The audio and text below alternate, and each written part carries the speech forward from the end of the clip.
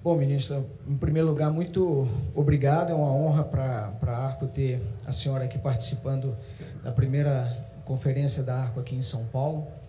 E, ministra, a gente sabe que a senhora queria muito ter vindo aqui com o arcabouço fiscal já anunciado, mas ainda será aí nos próximos dias.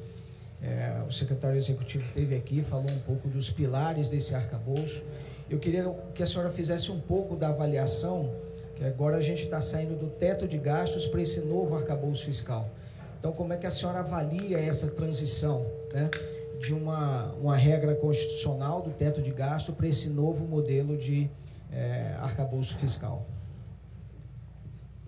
Bom dia a todos e a todas. Me permitam, em nome do Murilo Aragão, que me fez o convite, nosso anfitrião, agradecer a oportunidade de estar aqui, cumprimentar cada uma das senhoras e dos senhores, cumprimentar o ministro Márcio, que vai ser o nosso próximo palestrante aqui, que já chegou, o presidente do Tribunal de Contas da União, Bruno Dantas, que é um grande parceiro, vai ser um grande parceiro do Ministério do Planejamento e Orçamento, e dizer que eu estava ansiosa por esse momento para que nós pudéssemos começar, né, a conversar com investidores, com o setor produtivo, sobre o Brasil que queremos e para quem queremos esse Brasil. Quero dizer que estar aqui, para mim, começo a dizer que é uma grande surpresa. Não esperava do presidente Lula o convite para que uma liberal pudesse estar à frente do Ministério do Planejamento e Orçamento, mas uma surpresa positiva, o que mostra o amadurecimento do presidente Lula de entender os novos tempos, que esta foi uma eleição em que o presidente Lula ganhou ao lado de uma ampla frente democrática de partidos aliados, e com isso a minha aceitação para ocupar esse ministério, que é um grande desafio, né, poder equilibrar o que pensa, o que quer o presidente Lula, que foi legitimamente eleito pelo povo brasileiro, com que a visão também que nós temos de economia, de orçamento, de planejamento. É um desafio, mas um desafio que nós estamos conseguindo fazer graças a grandes parcerias. A minha grata surpresa é ter no ministro Haddad, o ministro da Fazenda, um grande parceiro que se preocupa não só com a questão da receita, arrecadação, mas também com déficit fiscal, com o lado das despesas. Eu gostaria de introduzir, só para deixar muito claro a nossa preocupação não só com o orçamento brasileiro, mas também com algo que falta no Brasil, que é o planejamento, de dizer rapidamente um pouquinho sobre o nosso papel à frente do Ministério. O Ministério foi recriado depois de 4 anos, e ele não é o Ministério do Orçamento e Planejamento, é o Ministério do Planejamento e Orçamento, o que significa que o Brasil precisa pensar, planejar, elaborar e executar, nesta ordem e não o contrário. E o Brasil não tem tradição disso. Este é o grande desafio do nosso ministério. Muitos acham que o grande desafio é zerar o déficit fiscal. Não é, porque nós vamos zerar o déficit fiscal já a partir do final do ano que vem. Essa é uma meta, não só do Ministério do Planejamento e Orçamento, e também do Ministério da Fazenda. E o arcabouço fiscal, ele vem ao encontro, né, desse nosso anseio, porque ele trata não só pelo lado das receitas, mas também pelo lado das despesas, de olho na estabilização da relação dívida-PIB, mas não só pensando em incremento da receita sem aumentar a carga tributária, mas também no compromisso de zerar o déficit. Eu paro no zerar o déficit, porque se nós vamos ter superávit ou não, isso é uma outra discussão que eu não posso falar, eu não posso abrir, peço desculpa, na questão do arcabouço fiscal, porque na brincadeira aqui, eu assinei com uma cláusula de confidencialidade, cuja pena e a multa é 1 ano do salário de ministra. Então, eu não vou poder avançar muito nisso. Mas, assim, voltando um pouquinho antes de responder a tua pergunta, por que eu quero enfatizar esta questão? O Brasil não tem cultura em planejar. O que a iniciativa privada faz e faz tão bem, o Brasil não faz. Claro que diante das diversidades, das turbulências, né, diante da situação emergencial, nós temos que pensar no hoje, no imediato, no que temos, né? Se temos espaço fiscal ou não para fazer determinadas políticas públicas ou determinados gastos. Mas para que a gente não enxugue gelo e daqui 4 anos, no próximo evento da ARCO, não venha um ministro ou uma ministra do Planejamento para falar dos velhos problemas brasileiros, eu aceitei o Ministério do Planejamento, não pelo orçamento, mas pelo planejamento. Então, o grande desafio que nós temos não é com a questão do arcabouço, com a reforma tributária, nós vamos falar sobre isso. Mas o grande desafio que nós temos é mudar a cultura no Brasil de que planejar é preciso. E este é o ano do PPA, é o ano do plano plurianual, que vai reger e coordenar e direcionar o orçamento brasileiro de 2024 a 2027. A determinação do presidente Lula é que esse orçamento seja participativo. Então, nós vamos estar em todas as capitais brasileiras, em maio e junho. Eu vou percorrer todas as capitais brasileiras, ouvindo a sociedade civil, os conselhos, a população. Vai estar também no virtual essa participação.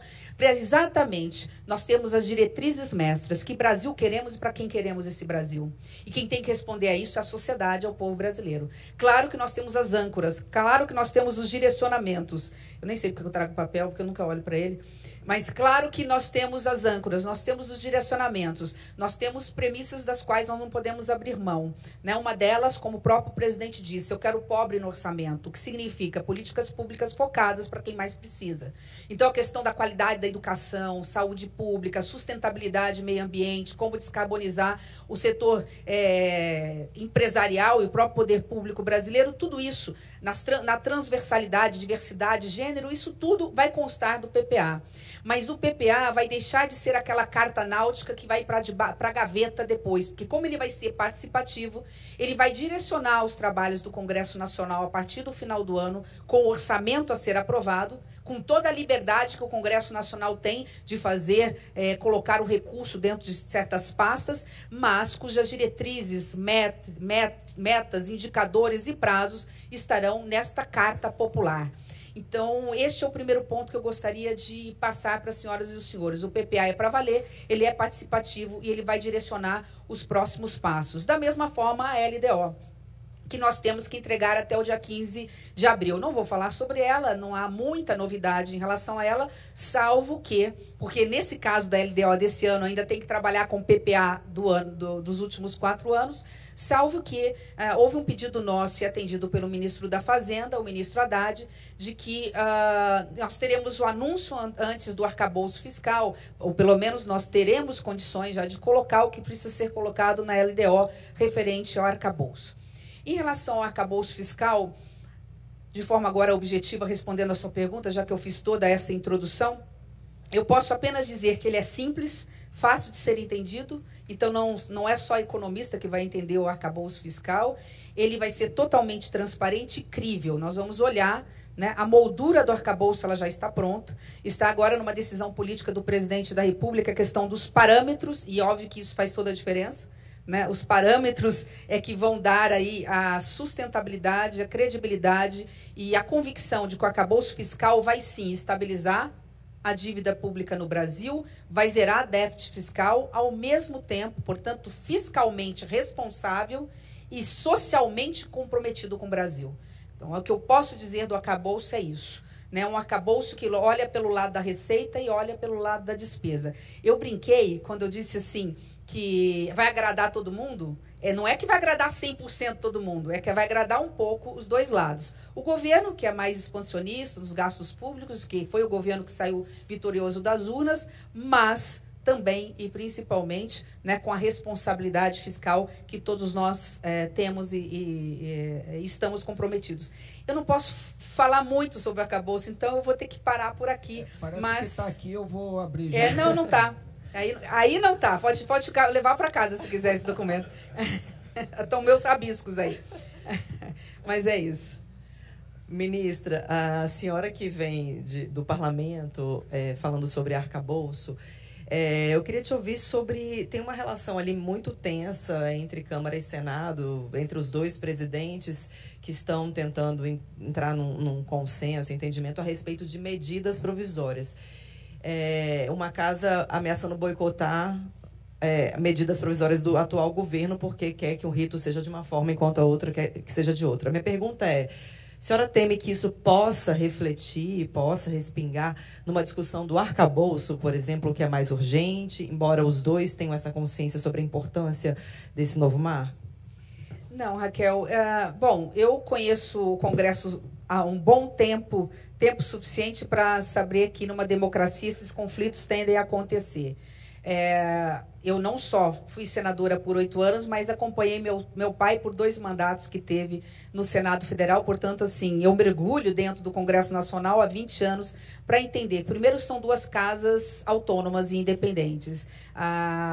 Nós tivemos uma excepcionalidade do rito das medidas provisórias no período da pandemia, que exigia um rito mais rápido, que fez com que pudessem avançar as medidas provisórias do governo passado. Agora, pela Constituição, nós temos que voltar às regras, mas é uma decisão política a ser tomada tanto pela Câmara como pelo Senado, se vão ou não alterar a Constituição para trazer ou um novo regramento, um equilíbrio entre as forças. Eu acredito nessa segunda tese, que nós teremos um redesenho do processo legislativo e da tramitação das medidas provisórias no Brasil, e que nós vamos chegar a um bom termo. Conheço tanto o presidente da Câmara quanto o presidente do Senado para saber que eles vão até o limite, para atender, inclusive, os líderes e os anseios dos parlamentares, do limite do que não prejudique os interesses do Brasil. Todos nós, executivo e legislativo, estamos imbuídos num compromisso de servir ao Brasil.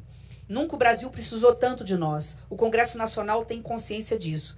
Em relação ao arcabouço, assim, agora só pelos noticiários, eu já estive com o presidente da Câmara, mas não tratamos desse assunto. Parece-me que o presidente Lira chamou para si a responsabilidade, o que é muito bom. Ou seja, a hora que chegar o arcabouço fiscal lá, ele vai obedecer, obviamente, o rito do regimento interno, mas vai aprovar, colocar na votação do plenário da Câmara para aprovação do arcabouço. Eu conheço particularmente bem o Senado Federal para entender como pensam os colegas senadores e senadoras. E no conteúdo, não quero dizer nem na forma, o arcabouço fiscal vai agradar a maioria absoluta dos senadores, o que significa também que eu estou muito otimista, não só na tramitação, mas também na rapidez com que o arcabouço fiscal, pode ter um outro ajuste, mas que o arcabouço fiscal vai ser aprovado no Congresso Nacional. Ministra, a gente, no começo do ano, começou uma grande discussão sobre a questão da meta de inflação, né? Por meio do Conselho Monetário Nacional. Então, inclusive, há uma parte do governo e também de alguns ministros também que defendem aí um ajuste nessa meta de inflação, ou seja, tolerando um pouco de inflação, uma inflação maior, para que se permita também a redução da taxa de juros. Então, como é que está essa discussão dentro do governo? Como que a senhora acha que essa discussão sobre a redução da taxa de juros, isso vai acontecer antes do meio do ano, pode acontecer numa reunião antecipada do CMNE, ou isso vai de fato ficar para depois? Bom, são 2 perguntas. Em relação à meta de inflação, aos parâmetros, se vamos mexer ou não, este é um não assunto no governo. Pelo menos um não assunto no Ministério da Fazenda e no Ministério do Planejamento e Orçamento. Tá? E não é um não assunto apenas porque eu não posso dizer isso. É um não assunto porque eu e o ministro Haddad entendemos que esta é uma questão que não está posta na mesa. Mas no meio do ano nós não estamos discutindo. Nós temos, inclusive, dúvidas se mexer na meta vai gerar o resultado que nós queremos, que é diminuir a taxa de juros, diminuir a inflação para que possamos ter diminuição da taxa de juros. Houve uma conversa inicial, é verdade, eu, o ministro Haddad e o presidente do Banco Central, sobre N possibilidades, e isso foi colocado na mesa na primeira reunião que nós tivemos, mas só depois dela nós tivemos pelo menos mais 2. E nós não tratamos da questão da meta de inflação. Em relação à taxa de juros, é uma outra situação, e eu quero deixar muito claro a forma como eu enxergo isso. Eu votei a favor da autonomia do Banco Central, eu votei a favor da indicação no Senado Federal do nome do presidente Roberto Campos para o Banco Central. Portanto, eu tenho toda a liberdade para poder falar o que vou dizer em relação a isso. O Ministério do Planejamento e Orçamento não está autorizado nem legitimado para falar de taxa de juros. Não é de percentual, 0,25 a menos, 0,5 menos, ou quando isso vai acontecer, que eu discuto. Essa é uma decisão, a meu ver, técnica do Copom, e nós temos que respeitar. Agora, embora a decisão seja técnica, presidente Bruno me corrija se não concordar comigo, eu entendo que o comunicado e a ata são documentos políticos. Então, as palavras têm poder e nós temos que tomar muito cuidado com elas. O meu papel, eu acredito, que dentro de um governo como o governo do PT, e dentro desse processo da autonomia, é tentar ser esse ponto de equilíbrio entre as duas narrativas que estão sendo colocadas. E o comunicado e a ata do Copom, a meu ver, e aí eu estou dando o meu juízo de valor, sim, a meu ver, tem que vir ao encontro do que está acontecendo no Brasil. É óbvio que fatores externos importam, é óbvio que fatores externos preocupam, é óbvio que fatores externos têm que ser colocados na conta quando há decisão técnica, mas também os fatores internos. E nesse aspecto, acho que houve uma evolução. Todos nós sabemos que estamos prontos para anunciar o arcabouço fiscal, que há uma chance, Raquel, muito, muito grande de ser aprovada. Não é algo que vai ter grande dificuldade dentro da liberdade que o Congresso Nacional tem em relação a ela. A reforma tributária nunca esteve tão amadurecida para ser votada. Ela não é a reforma tributária ideal, mas é uma boa reforma. Qual é a reforma ideal tributária? É aquela que efetivamente passe no Congresso Nacional. Então, nós vamos tirar o ótimo para ficar com o bom. E qualquer avanço é melhor do que esse arcabouço fiscal e tributário caótico que nós temos no Brasil. Duas premissas básicas estão na reforma e são quase unanimidade. Uma, que o imposto tem que ser cobrado no destino. E a outra, da unificação dos impostos federais. Se vai ser um IVA único, se vai ser dual, é uma decisão do Congresso Nacional. Hoje, olhando pela ótica do Senado, passa mais facilmente um IVA dual, não significa que vai ser essa a decisão do Congresso Nacional, é dela e nós vamos respeitar. O importante é, nós temos um arcabouço fiscal, nós temos uma reforma tributária, nós aprovamos no início do ano, baixamos determinados atos, uma portaria interministerial que saiu do Ministério do Planejamento, para que nós, junto com outros ministérios, determinando que os ministros reavaliem todos os restos a pagar, todos os programas, ações e contratos do governo passado, visando aí corte de programas ou de ações que não estão indo ao encontro do interesse público ou que tem qualquer tipo de suspeita sobre eles, sobre a ótica das despesas. O relatório bimestral, o primeiro relatório bimestral de projeção de despesas e receitas que nós apresentamos semana passada, já mostra, né, dentro daquela linha apresentada pelo ministro Haddad, que nós poderemos fechar este ano com um déficit fiscal pela metade do que estava projetado na PEC do ano passado. Então, ao invés de ser 2,3, 2,1 do PIB, ele fique na casa do 1, ou seja, ao invés de ser 231 bi de déficit, ele caia para 110, vai ficar mais ou menos nessa casa. Então, todos esses fatos, nós achamos que tem que constar como fator importante, não repito no número, se vai continuar na próxima reunião Copom em 13,75, mas na sinalização, né, que o Banco Central pode dar em relação à queda da taxa de juros no Brasil. Qualquer coisa que eu passe também disso, a bolsa cai, o dólar sobe, então eu paro por aqui, porque o objetivo não é esse, é fazer exatamente o inverso. Ministra, pegando um gancho do que a senhora falou sobre o comunicado que foi duro, né, de certa forma é um documento político, eu ouvi pessoas próximas ao presidente que avaliaram que, para não ceder à pressão política sobre ataques do próprio presidente de aliados, o presidente do Banco Central acabou fazendo política e editou um comunicado num tom duro e manteve a taxa no atual patamar, mesmo com os sinais da Fazenda, mesmo com esses gestos que a senhora citou. A senhora concorda com isso e o que esperar da próxima ata do Copom em maio? Raquel, eu repito, assim, qualquer coisa que eu diga sim ou não aqui causa ruído lá fora, mas eu quero repisar a questão de ter achado que o documento saiu no tom errado. E como é um documento político, eu tenho a liberdade para me posicionar sobre ele. Aliás, eu acho a discussão saudável. A gente tem que quebrar tabus, assim. Deixa eu dizer uma coisa, assim, muito clara. Eu sei que pode chocar alguns, mas, assim, é o que eu sou e eu não sei ser diferente. Eu sou extremamente transparente e verdadeira. Não é fácil, como mulher, fazer política no Brasil. E não é fácil aprender a fazer política sem querer copiar modelos masculinos, porque um se soma ao outro, nenhum é melhor nem pior. Eu não saí de onde saí nem cheguei onde cheguei se eu aceitasse as coisas como elas são. Quando não concordasse com elas. Se eu parasse no meio do caminho, diante do primeiro, segundo ou 20º, centésimo não que eu recebi na minha vida pública. Então, quando vem lá, não, o Copom vem dizendo, não hesitaremos em... Pode até ter querido sinalizar para o mercado de que eles são independentes, que é a pergunta da Raquel, que não vão ceder ao jogo político. Mas eu acredito que não precisavam ter esticado a corda como esticaram, porque também mandaram um recado, a meu ver, equivocado para a equipe econômica e o núcleo político, ou para a política brasileira. Então, é nesse aspecto que... e eu questionei isso. Eu fiz esse comentário, eu tenho uma boa relação com o presidente Roberto Campos, respeito o presidente do Banco Central, e eu fiz esse comentário com ele. Né? E ele comentou assim, mas Simone, sempre foi assim. E esse sempre foi assim não me agrada. Ele não me agrada quando sempre for assim, em determinado momento não deve mais ser assim. Eu vou assim, numa analogia, eu gosto muito de analogia porque eu acho que ela é didática.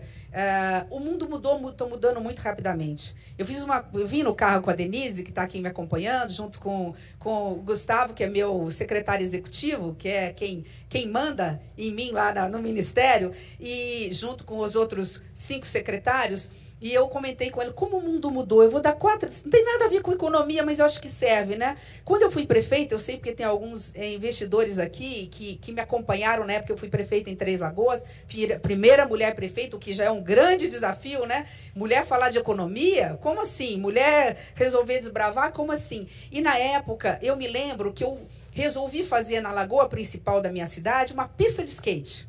Uma pista de skate. Houve uma revolução interna no bairro, porque assim, era uma coisa, um instrumento barato, os jovens me pediram, imagina, vai ter cheio de maloqueiro, de maconheiro no entorno, não sei o quê.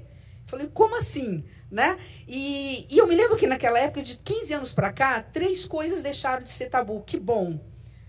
Que skate é coisa da juventude saudável, é um esporte que precisa ser enaltecido e estimulado. Que tatuagem não é coisa de determinados segmentos, faz parte hoje da cultura, da forma do jovem e do cidadão brasileiro se expressar, né? E grafite. O grafitismo hoje, depois do Cobra, virou arte, como deve ser. Então, a política, a vida está mudando muito rapidamente. Quando fui convidada para cá, ela falou assim, você vai ter 30 minutos de apresentação inicial. Eu falei, não, na era do TikTok, ninguém aguenta, né, uma exposição de, no máximo, 10 minutos, porque depois todo mundo para.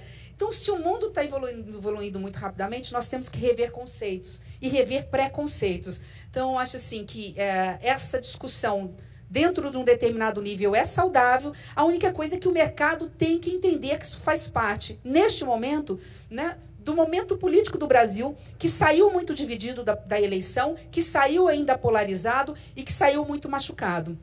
O nosso papel, e uma das razões porque eu aceitei vir para o Ministério do Planejamento e Orçamento, fazer parte da equipe do presidente Lula, é exatamente para isso, para mostrar que é o momento de unir o Brasil e de reconstruir o Brasil em outras bases. Então, desculpa, eu aproveitei só a pergunta da Raquel, só para mais ou menos passar um pouco a visão que eu tenho hoje, né, de como a política brasileira precisa ser repensada por nós mesmos. Bom, ministro, para entrar então na regra do TikTok, né, vamos fazer a última pergunta, já agradecendo aqui a senhora pela participação. Mas a senhora abriu a sua fala falando como assim uma liberal num governo de esquerda, né? Então, e sempre se fala nessa divergência da equipe econômica, de parte, o Haddad tem adotado um tom bastante racional à frente do Ministério da Fazenda, e a gente percebe também algumas críticas vindo de alguns aliados. Então, como que é essa relação entre a equipe econômica e as teses também defendidas pela senhora, junto nessa defesa dessas teses ao presidente Lula? Bom, tem sido extremamente saudável, acho que mostra que eu tomei a decisão certa em estar no Ministério. Eu procuro ser aquele ponto de equilíbrio, porque também, embora liberal, eu não sou uma liberal padrão. Para mim, não existe essa coisa mais no mundo moderno de Estado mínimo ou Estado máximo.